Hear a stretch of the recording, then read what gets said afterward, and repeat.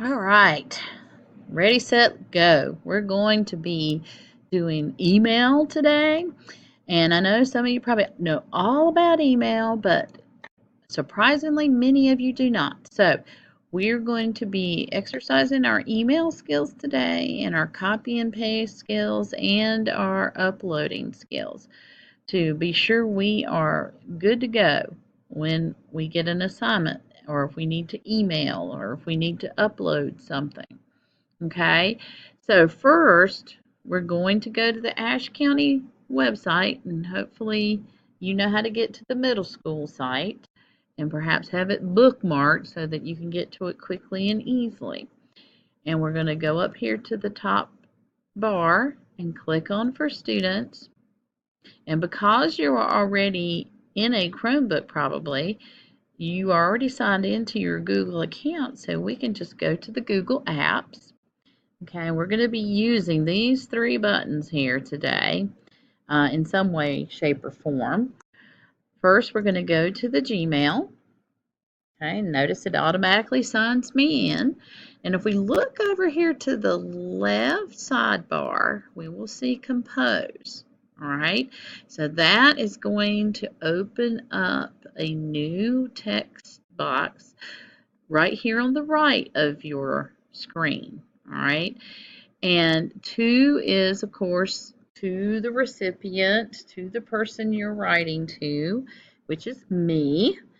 So you can, since we're all in the same intranet, okay, we are all a part of the Ashe County Middle School intranet. We're all hooked up together, so we can just simply like put in C for Connie, and there I am. Or you could probably put in R for register, and it would probably pop up the same way. Okay, and you click on it, and there you have it. You don't even have to type in my email address. I am right there. Next, you must put a subject line. Whenever you're sending an email, you must send out a subject, okay, what it's about. One reason you do is because you don't want to be overlooked and not noticed because you didn't have a subject line.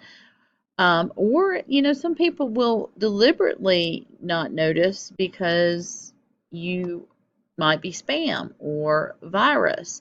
Many viruses come through without a subject line. So you want to make sure that you put a subject line. You don't want to be ignored. You want your message to get through. And not only that, but it's just the proper way to send an email. All right, so as you may have noticed in my other emails, okay, the topic of this one, the subject is email power. And I just like exclamation points. So there you go.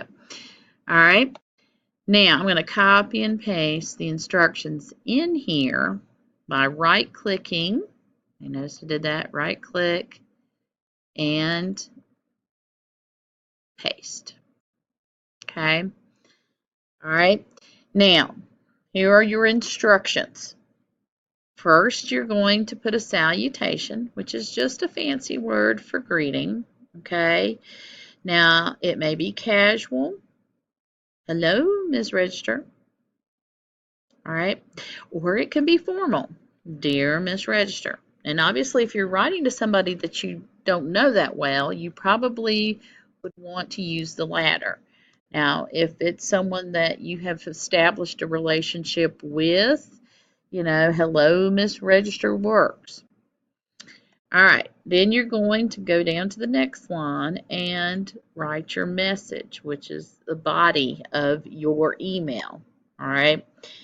Now, your message should include a couple of sentences about you, something that you would like for me to know. Okay.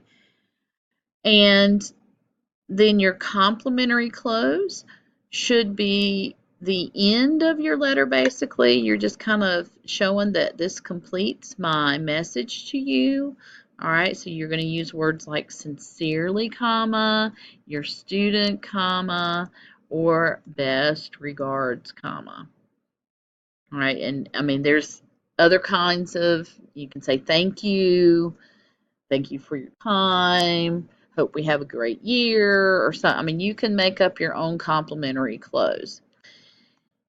Then under your complimentary close, you should go right to your name. Your name should follow right under the complimentary close. Now, if you want to make it in a signature form by using a font that looks like a signature, that's fine too. Some people have a certain signature that they use on computers because you can't really sign your name like you would on paper. All right. Now, the next step. Okay, so once your email is finished, all right, then I want you to open up your Google Docs. You don't have to open up the Drive. The Drive will take you to all of it, okay? But you can just open up a Google Doc, okay? Now, first thing you want to do is name this document, all right? And in this class, you will be putting your first and last name. Oops, wrong spot. Make sure you're up here. Okay, your first and last name and what the assignment is. Email power. Okay. All right.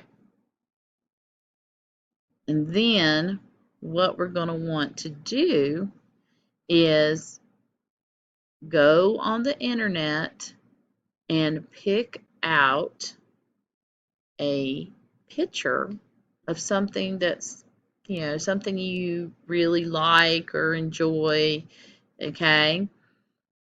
And you can simply, type in what you're looking for, and it doesn't really actually matter if you type it in here or if you type it in here, okay? You can type it in either place. Okay, so I might say images of cats, all right? And then there it is right there. Okay. That's the one I love. And go copy image. Now sometimes these are copyright protected and won't copy and paste. So you won't really find that out until you actually go to the document. And voila, there it is. All right. So your next step, once you've created the document, okay, is to go back to your inbox, okay, and make sure if you're wanting to insert it at the bottom of the page, make sure you're at the bottom of the page and click on the little, it looks like a swirly triangle,